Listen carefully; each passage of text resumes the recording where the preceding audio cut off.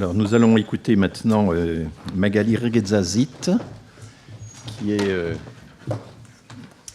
entre autres, une spécialiste des inondations. Vous avez fait votre thèse sur la vulnérabilité de Paris par rapport aux inondations. Vous avez étendu ça à d'autres cas. Mais là, vous allez nous parler de la résilience urbaine. Donc, on vous écoute. Bonjour, donc merci de votre invitation. J'espère que vous m'entendez. Je suis en pleine résilience à une laryngite aiguë qui fait que ce matin j'étais encore à faune. Donc voilà. Donc merci beaucoup pour cette invitation. Alors je vais un petit peu changer ce que j'avais prévu de dire par rapport justement à l'intervention d'Armelle qui a évoqué beaucoup de choses. Et je vais commencer par le titre en fait de la présentation puisque cette présentation elle s'appelait du risque climatique à la résilience. Il se trouve que moi j'ai commencé à travailler sur la résilience il y a maintenant une bonne quinzaine d'années, à une époque où on m'expliquait que franchement ça n'avait aucun intérêt. Donc l'ANR me renvoyait régulièrement mes projets en me disant que vraiment c'était pas un sujet de recherche, comme quoi. Hein. Et puis on n'aurait jamais en fait posé la question comme ça, on l'aurait inversé. C'est-à-dire qu'on serait d'abord parti de la résilience urbaine pour ensuite regarder la résilience urbaine au risque climatique. Et le fait d'inverser les choses, c'est à la fois la convergence entre une évolution qui est liée à l'opérationnalisation de cette notion de résilience, notamment dans le cadre du dernier rapport d'expertise du GIEC, mais au-delà évidemment de cette notion de ville résiliente qui est venue pénétrer le milieu de l'aménagement et de l'urbanisme, qui est venue un peu faire bouger les questions de la ville durable, notamment en Europe et en France. Et puis, parce que derrière, il y a un thème qui est un thème récurrent, qui intéresse beaucoup les géographes, mais aussi d'une certaine manière les historiens, qui est celui de l'adaptation. Adaptation que vous voyez aujourd'hui monter en puissance dans le discours notamment des hommes et des femmes politiques, sachant que la France est sur le point d'adopter son 3e plan national d'adaptation. Vous ne saviez sans doute pas qu'il y en avait déjà eu 2. Eh bien, nous en sommes au 3e. Donc, cette inversion, en fait, elle est symptomatique, avant même de savoir ce que ça veut dire, du glissement entre la résilience, qui est au départ un concept, une notion, là aussi on pourrait en discuter, qui est fondamentalement descriptif. Descriptif, c'est-à-dire qu'on va regarder a posteriori un processus de relèvement. Alors on va dire d'un système parce que peu à peu on a compris que ce qu'on regardait est quelque chose de complexe, alors pas simplement compliqué, de complexe, c'est-à-dire avec des effets d'interaction, de rétroaction, de choses qu'on a un peu de mal à attraper. Et puis, donc, quelque chose de descriptif a posteriori qui reconstruit, c'est le cas de le dire, sous la forme généralement d'un récit, un processus. Et ce processus n'est pas linéaire. Il y a des temporalités, il y a des rythmes. Et souvent, d'ailleurs, ce processus, il a été beaucoup, en fait, c'est ce que font n'importe quel chercheur en sciences humaines et sociales, les historiens comme les géographes, on va regarder a posteriori, raconter, tout en sachant bien que ce n'est qu'un modèle. Ça ne fait que rendre compte de quelque chose, avec évidemment des variations. Si on change d'échelle, si je regarde évidemment Paris, c'est pas la même chose que si je regarde toute la région parisienne, c'est pas la même chose que si je regarde le quartier, et puis c'est pas la même chose que si je le regarde sur 5 ans, 10 ans, 15 ans, etc. Et donc dans cette reconstruction que nous, les scientifiques, on a l'habitude de faire, finalement c'est effectivement un outil très puissant, un outil heuristique très puissant, qui a d'ailleurs fait l'objet de beaucoup de critiques, notamment chez mes collègues historiens, puisqu'au départ, quand on a travaillé sur la résilience urbaine, on était quelques, à l'époque, jeunes collègues qui n'étions pas encore en poste. On avait des archéologues, on avait des historiens, on avait des sociologues, des économistes, et on se disait, par exemple, est-ce que ça a un sens de parler de la résilience de telle ou telle ville dans la Rome antique ou dans la période préhistorique, ou qu'est-ce que ça veut dire de regarder, par exemple, la résilience de villes d'Amérique latine, c'est l'ouvrage d'Alain Musset sur les villes nomades, qu'est-ce que ça veut dire ? Et beaucoup de gens nous disaient, mais en fait, ça n'a pas de sens parce que ce sont des anachronismes. En fait, ce qu'on est en train de faire, c'est de l'anachronisme. On projette des notions qui sont déjà existantes. Et par exemple, beaucoup de collègues préféraient parler du le post-apartheid. Certains aussi travaillaient sur les questions de reproduction sociale et spatiale. On reprenait l'ouvrage d'Henri Lefebvre qui a été cité pour dire, voilà, en fait, c'est la fabrique. Et dans cette fabrique, il y a du il y a la part du même et l'autre. Bon, en soi, on enfonçait des portes ouvertes. Il y a des choses qui changent et il y a des choses qui ne changent pas. Voilà, super. Et puis, à un moment, on s'est rendu compte que, un peu malgré nous, ce terme était brutalement passé dans le champ opérationnel. Et là, ça change tout, parce que vous prenez un terme descriptif, a posteriori, qui rend compte de quelque chose. Vous en tirez des facteurs, beaucoup de facteurs qui vont interagir, qui peuvent vous dire pourquoi cette ville n'a pas disparu, pourquoi au contraire celle a disparu. Alors grosso modo, il n'y en a quand même pas beaucoup qui ont disparu. Hein. Et quand elles disparaissent, on se rend compte que c'est pas juste parce qu'il y a eu un séisme, c'est pas juste parce qu'il y a eu une inondation, il y a des choses derrière, il y a du multifactoriel, il y a des causes cachées. Mais qu'est-ce qu'on en fait quand on veut faire de cette notion un outil opérationnel qui devient prospectif? Qu'est-ce que ça veut dire que de construire une ville résiliente? Qu'est-ce que ça veut dire de faire une ville qui ne disparaît pas? Parce que grosso, là aussi, quand vous regardez la résilience, qu'est-ce que c'est? C'est la capacité d'un système à absorber un choc. Soit. Mais encore. Qu'est-ce que ça veut dire absorber un choc? Est-ce que ça veut dire se reconstruire à l'identique? C'est par exemple ce qu'avait montré une de mes collègues, Chloé Voisin, sur la ville de Dresde, où effectivement, vous avez une reconstruction à l'identique en façade. Hein, on refait vraiment à l'identique, et puis derrière, tout a changé, évidemment. Bon. C'est un peu la ville Disneyland, si vous voulez, on refait à l'identique. Est-ce que ça veut dire la résilience de Haïti après le séisme? Où en réalité, on reconstruit plus ou moins, et surtout, on reproduit à l'identique les mêmes causes, et donc en fait, on enracine la vulnérabilité, voire ça se dégrade. Ou est-ce que c'est ce qu'on nous vend dans le marketing urbain, qui est ça va être une ville plus belle, plus grande, plus juste, plus forte? Ça, c'est le concept qui a été forgé aux États-Unis, parce que là-bas, la résilience, elle s'inscrit dans un narratif de la catastrophe qui est un peu différent. La catastrophe, c'est bien sûr, c'est terrible, c'est le drame, mais derrière, c'est l'occasion d'éprouver. On vous éprouve pour montrer à quel point vous êtes capable de vous le relever. Et donc, vous avez des avions qui arrivent dans des tours, c'est terrible, on s'arrête un moment, on fait voilà, mais après, on reconstruit 4 tours, on refait la station de métro, et puis on en profite pour exclure aussi. Et donc, ces questions-là étaient d'autant plus prégnantes que, pour beaucoup de collègues de sciences sociales qui travaillent dans les Suds, la résilience devenait en fait un prétexte, devenait un habillage pour vendre la ville néolibérale. Parce qu'en réalité, derrière, la résilience devenait normative. Il y avait la bonne ville qu'on allait construire et reconstruire, et puis il y avait la mauvaise ville. Il y avait la bonne victime, celle qui se relève, qui prend sa pelle, qui creuse, qui se capacite, qui s'auto-organise. Alors on peut lui donner des moyens, hein, mais... Et puis il y avait la mauvaise victime, l'assistée, qui est devenue la victime de l'assistanat, à qui il ne faut quand même pas donner de l'argent trop, parce que quand même, vous voyez, d'abord elle va le dépenser parce qu'elle est forcément corrompue, et puis bon, quand même, elle ne chante pas, quoi, elle n'est pas heureuse de se reconstruire. Elle dit que non, quand même, que ça ne va pas, parce que la reconstruction de la ville, ça veut dire des milliers de pauvres qui sont exclus. Et tout ce débat s'est cristallisé sur la question de la Nouvelle-Orléans en 2005, après Katrina, qui a été présentée comme l'archétype de la ville résiliente. Et d'une ville résiliente à quoi? À une catastrophe climatique, mais qui étaient les prémices du changement climatique. À l'époque, on n'était pas encore capable d'attribuer la violence de Katrina au changement climatique, dans un contexte très particulier, un golfe du Mexique, avec de l'exploitation du pétrole, qui avait aussi participé à la vulnérabilisation de la ville, etc. Et donc la résilience devient le terrain de jeu, hein, où on va, Bill Gates arrive, toutes les utopies arrivent dans le wagon des milliardaires philanthropes, et puis on va reconstruire, et puis c'est magnifique et tout ça. Et alors quand vous regardez les indicateurs, d'un côté c'est super, il y a moins de pauvres, il y a moins de criminalité, il y a moins, puis quand vous regardez les pauvres qui restent, vous voyez que là où il y avait un hôpital, maintenant il n'y en a plus. Que les femmes, elles ont dû se prostituer, que les enfants, il y a eu des tas de mécanismes d'exclusion où ceux qui avaient accès à des soins, parce qu'il y avait encore un système un peu particulier à la Nouvelle-Orléans, n'y avaient plus accès, etc., etc., etc. Et donc en fait, des collègues sont même allés à parler de résilience toxique pour montrer comment, d'ailleurs, ce discours magnifique de la résilience, eh bien, il y avait derrière une résilience en fait des facteurs de vulnérabilité.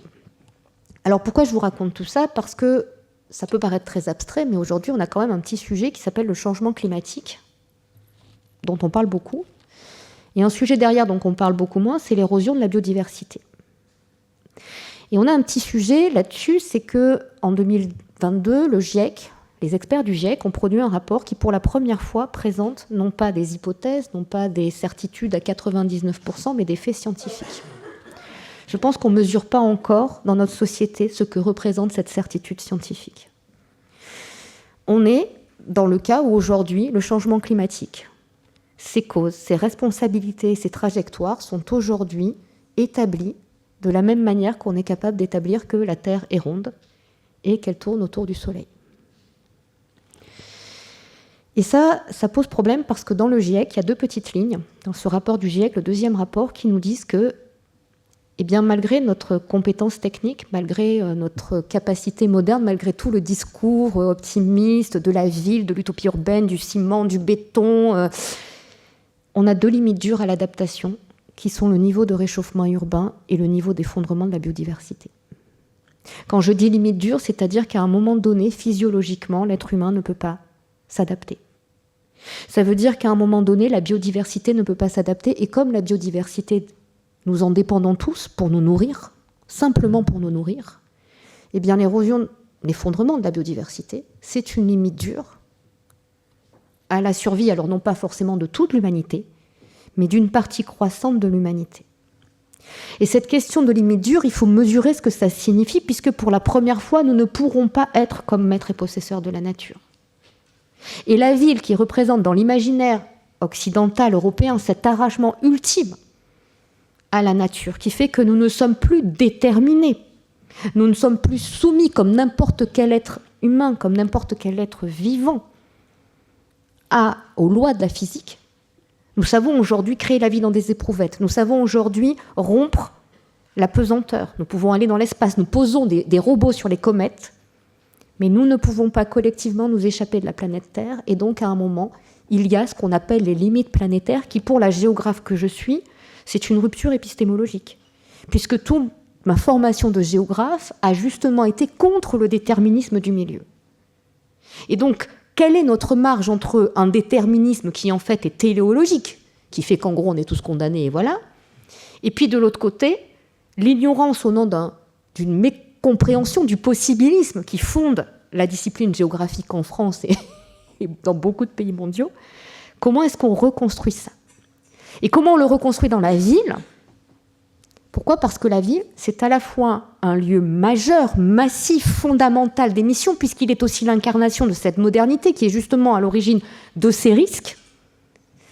Et puis de l'autre côté, qui est aussi un lieu qui va devoir s'adapter, parce que c'est là où on a effectivement énormément de gens, énormément de richesses, énormément de réseaux, que ce sont les têtes de la mondialisation, du capitalisme, etc. Donc c'est ici aussi que se concentrent les enjeux du pilotage de l'économie mondiale.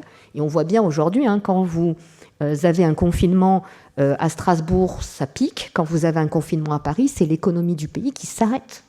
Même si dans le reste de la France, on peut gambader. Et que nous dit aujourd'hui Météo France, que nous disent les prévisions, c'est qu'on sait que la France s'est déjà réchauffée de plus 1,7 degrés. C'est normal, c'est la moyenne des continents. Mais ce qu'on sait surtout, c'est que dans les trajectoires actuelles d'émissions, nous allons devoir adapter notamment nos villes à un réchauffement qui, à la fin du siècle, si on ne fait rien, sera de 4 degrés en moyenne par an. 4 degrés, c'est énorme. Ça signifie par exemple que l'été 2022, qui est déjà une anomalie thermique de 4 degrés par rapport à 1900-1930, cet été sera un été moyen en 2050, un été froid autour de 2100. Ça signifie donc concrètement que nos villes vont avoir à s'adapter effectivement à des extrêmes chauds de plus en plus intenses. On attend 50 degrés pour Paris. À des extrêmes secs qui posent des questions d'approvisionnement en eau. À des extrêmes qu'on appelle humides, c'est-à-dire des orages très puissants. Et vous avez vu dans l'actualité récente, toutes les grandes villes du monde aujourd'hui, notamment à cause du béton, sont frappées par ces phénomènes de ruissellement urbain qui deviennent encore plus importants que les phénomènes de débordement. Le tout dans un contexte où on a déjà des mécanismes irréversibles de montée du niveau marin, de fonte du niveau des mers et d'érosion de la biodiversité, qui pourront être freinés mais pas stoppés si on atteint ce fameux net zéro qui arrête le thermomètre. On ne revient pas en arrière, mais déjà c'est très bien, on stoppe le thermomètre. Sauf que dans le narratif qui est produit, cette question de la résilience des villes, en fait, elle passe effectivement par une adaptation, qui est une adaptation non pas simplement à ce qu'on a dit le climat, les extrêmes, les tendances, mais aussi à une société neutre en émissions, qui a baissé sa demande en eau, qui a baissé sa demande en matériaux, qui a baissé sa demande en terre, avec derrière des inégalités qui sont en train de se creuser au sein de la ville et qui se traduisent par des inégalités d'accès à l'ensemble en fait, des ressources qui permettent à chaque individu ou au collectif de justement réduire sa vulnérabilité et de disposer des capacités pour faire face et pour se relever. Vous avez vu avec le Covid à quel point la société était certes sortie du Covid, on n'est pas tous morts, on a payé un lourd tribut au Covid, mais ce qu'on voit surtout derrière, c'est que la société a été fragilisée dans ses structures, et au niveau individuel, on a effectivement une paupérisation d'un certain nombre d'individus, de plus en plus d'exclusion, une dégradation des services publics, une dégradation derrière des réseaux, d'un ensemble en fait de facteurs qui font la ville, qui permettent à cette ville de répondre aux crises, et qui en réalité derrière se sont appauvris. Alors, le sujet évidemment, c'est comment là-dedans, on arrive à écrire un futur. Et ce qui est très frappant dans l'exposé d'Armel Chopin, c'est que tout ce qu'on voit dans les trajectoires, en réalité, nous pensons les utopies futures dans un climat qui n'a pas changé. Nous les pensons même dans un climat qui est celui que nous avons connu enfant et que ni nous, ni nos enfants, ni nos petits-enfants ne connaîtront plus jamais. Sauf si on trouve la pilule miracle qui nous fait vivre dans 400 ou 500 ans. Et cette difficulté à penser la ville du futur dans un climat qui change, qui est la même d'ailleurs que la difficulté à penser la ville du futur dans une géopolitique qui change. Nous continuons à avoir une vision très atlantico-centrée, comme si ce qui se passait en Asie ou dans les Suds n'existait pas.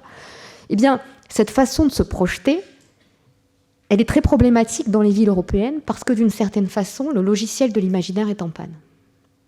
Parce que, et je reviens à mon histoire de ville résiliente, en 2005, il y a un ouvrage absolument magnifique, pluridisciplinaire, de Laurence Weil et Richard Campanella, qui moi m'a accompagné dans tous mes travaux. C'est un ouvrage qui sort juste après, alors juste après c'est la recherche, hein, donc en fait c'est 2005, mais ça sort après les attentats du 11 septembre. Et quand il est publié, on est au lendemain de Katrina.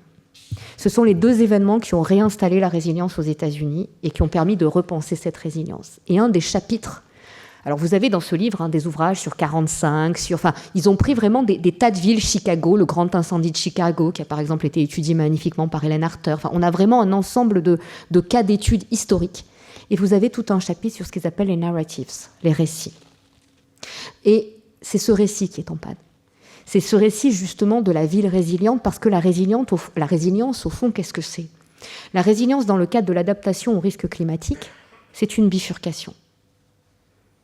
C'est-à-dire que c'est l'inverse de la résilience.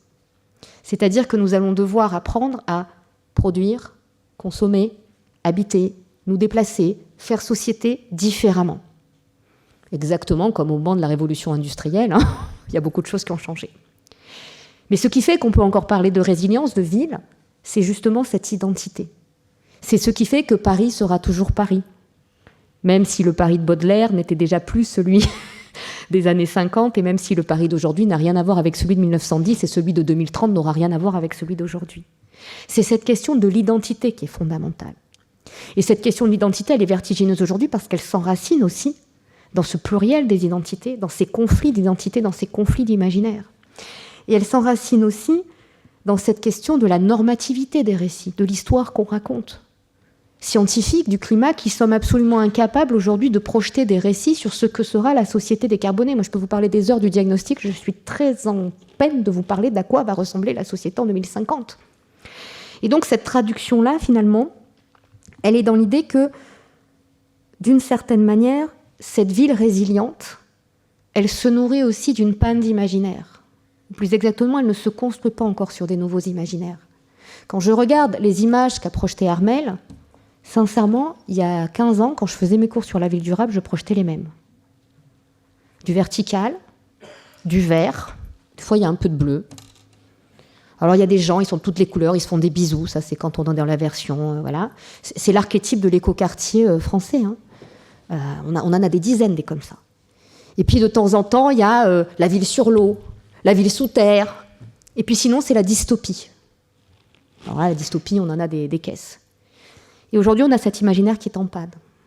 Avec le risque, c'est de réintroduire dans cet imaginaire en panne l'éternel retour, effectivement, du vernaculaire, de avant c'était mieux, comme si on avait le choix qu'entre la brique et le béton. Si venir à la brique, et je pense à tout ce qu'a fait l'équipe de Cratère à Grenoble, c'est revenir à la roue et à la charrette, vous voyez, à la caverne, hein, puisque maintenant c'est la mode.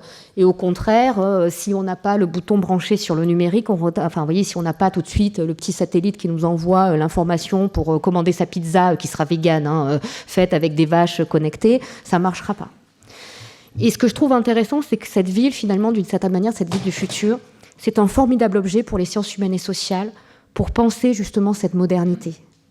Pour essayer, puisqu'on passe notre vie à déconstruire les grands récits, de retrouver finalement dans cet objet ville, au singulier, au pluriel, tout ce qui a déjà été écrit. Tout ce qui a déjà été écrit, non pas pour en faire un énième livre de somme, mais pour essayer aujourd'hui de construire ce récit politique. Et je construirai là-dessus parce que c'est un peu ce qui ressort des travaux, c'est que ce qui manque aujourd'hui de ces objets, c'est effectivement une politisation. Je ne parle pas de la politisation au sens de rapport de force, de pouvoir qui est omniprésente. Jean-Baptiste l'a montré, Armelle l'a très bien décrit, ces inégalités, etc. Je pense de projet politique. D'une certaine manière, la résilience a porté un discours téléologique, avec cette idée que si on met ensemble tous les ingrédients, on arrivera forcément à ce résultat. La résilience, ça a été une manière, justement, paradoxalement, de casser, de remettre de la linéarité là où ce n'était pas linéaire, de simplifier la complexité, de rendre téléologique et déterministe ce qui était au départ, au contraire, une quête de la plurifactorialité, de la multiplicité, de la diversité, des points de vue polysitués, de la polysémie des discours. Cette politisation aujourd'hui, qui est confondue dans le champ médiatique avec l'idéologie, avec le militantisme, c'est la nécessité de proposer des choix